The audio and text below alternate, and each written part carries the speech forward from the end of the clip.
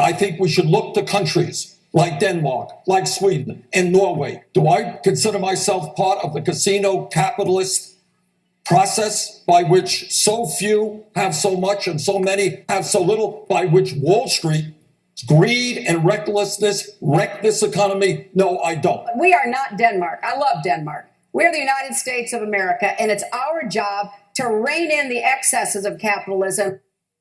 Was that a smart move on her part? I mean, she was siding with Sanders on several other issues. But by the way, we do live in America, do we not? Absolutely. And I think it's degrees of being left. It's amazing how far left economically the Democrat Party has moved. You have Bernie Sanders, who is playing to audiences not just here in America, but apparently in Denmark and maybe even Moscow. And then you have Hillary Clinton, who's trying to edge back from that and say, well, I'm not a socialist, but I'm a progressive, not even a moderate. Right. And we've got to rein in capitalism. I mean, her statement that we need to rein in capitalism shows exactly where the Democrats are in terms of their thinking about government and economic policy. And it's out of step with mainstream America. Okay, now back to just sort of the debate semantics, because you coach people on this. Did you think that the other candidates were going to come out attacking Hillary Clinton more than they did? It was their one chance to sort of make their mark, and they really didn't, did they? None of them did. O'Malley gave it a try, and I think he was probably in third place. The other two candidates, Jim Webb and Lincoln Chafee, seemed to be lost on the stage last night. And Chafee came out of the gate attacking Hillary by saying he had no scandals in his past. But it was clear that those two were really not capable and up to the job of keeping up with Hillary Clinton. Do you think she's going to go up in the polls now after this performance?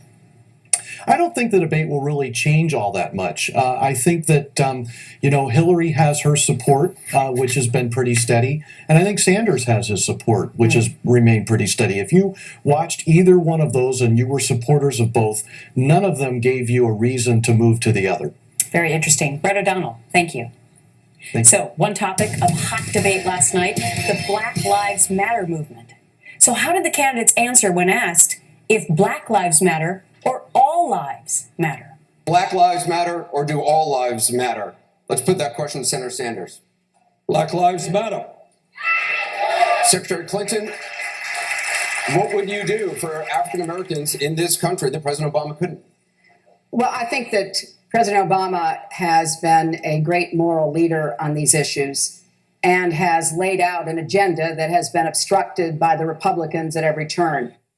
Monica Crowley is the online opinion editor for the Washington Times, and Dennis Kucinich, former Ohio congressman, both Fox News contributors. Let me start with you, Congressman, because when I heard Hillary Clinton say that, I thought, wow, many people feel like Barack Obama had this amazing opportunity when he was the first African-American to be elected president to actually make a difference for the African-American community.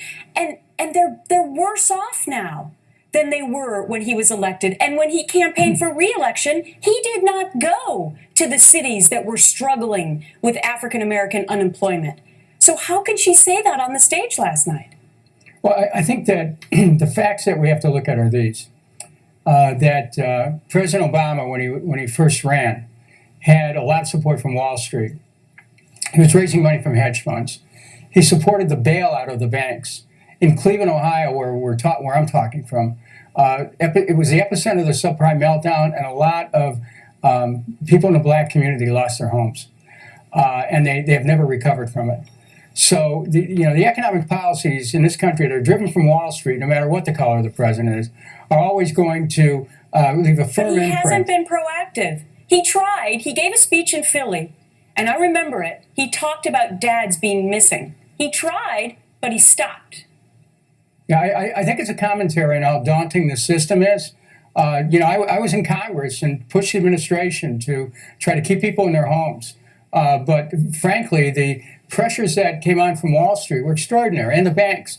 And so, Bernie Sanders, this is one of the reasons why his campaign is getting traction, because behind the income inequality argument is the argument that, look, the banks are too big and they're running the country. You're not answering my question, though, about unemployment. It couldn't be all Wall Street's fault, Monica.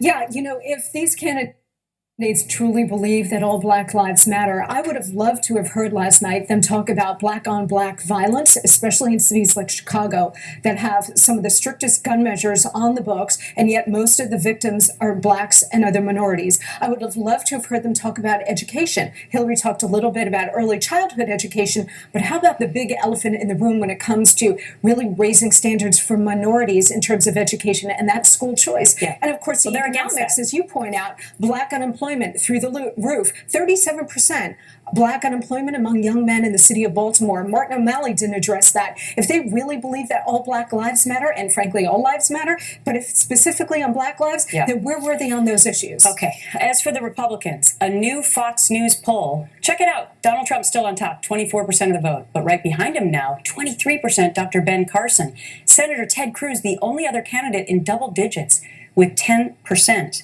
Congressman, what are we to make of this now? Well, Donald Trump continues to be a phenomenon, and he is going to, I think, be holding his own. Certainly, Dr. Carson is impressive, and the Republicans are going to be fighting it out for the nomination, just as I think the Democrats will. We have two major parties. The election, the primaries are by no means over. And that's why these debates are going to matter as we go forward. No doubt, no doubt. So, Monica, I think one thing you pointed out that I agree with is that Ted Cruz being third there. Yes. You believe that somehow he could be the dark horse. Why? I do, actually. I think Senator Cruz has played this very smart. He has essentially hung out in Donald Trump's draft. Very outspoken and very opinionated, as Trump is, but maybe without some of the edge and with the experience of fighting these battles in the halls of the U.S. Senate. So he has the record to fall back on. And so I think he's been very wise and very canny in playing it the way he has. I'm not at all surprised to see him now running in third place, and I expect those numbers actually to improve for him. Thank you, Congressman and Monica. Thank you. Time now for my take. My thoughts from the Democrat debate last night. Number one, after Hillary Clinton's steady performance, I bet Vice President Joe Biden doesn't get into this race. Even with his poll numbers strong, I don't think he gets in unless he thinks he would for sure beat Clinton. And after last night, that isn't clear. Number two, out of the mouths of babes. I certainly experienced that last night watching the debate with my 12-year-old daughter, who when the topic of Black Lives Matter or All Lives Matter came up, and most Dem candidates said Black Lives Matter, turned to me and said, "So my life doesn't matter, Mommy?" Number three, when given a choice, Hillary Clinton chose being a progressive over a moderate. I know the candidates last night. They're vying to be the Democratic nominee and may change that phrasing in a general election, but not a good line at all in trying to pick up independent voters, an ever-growing part of all American voters who, in the end, decide all elections. You can always get my take on my Facebook page and at foxnews.com.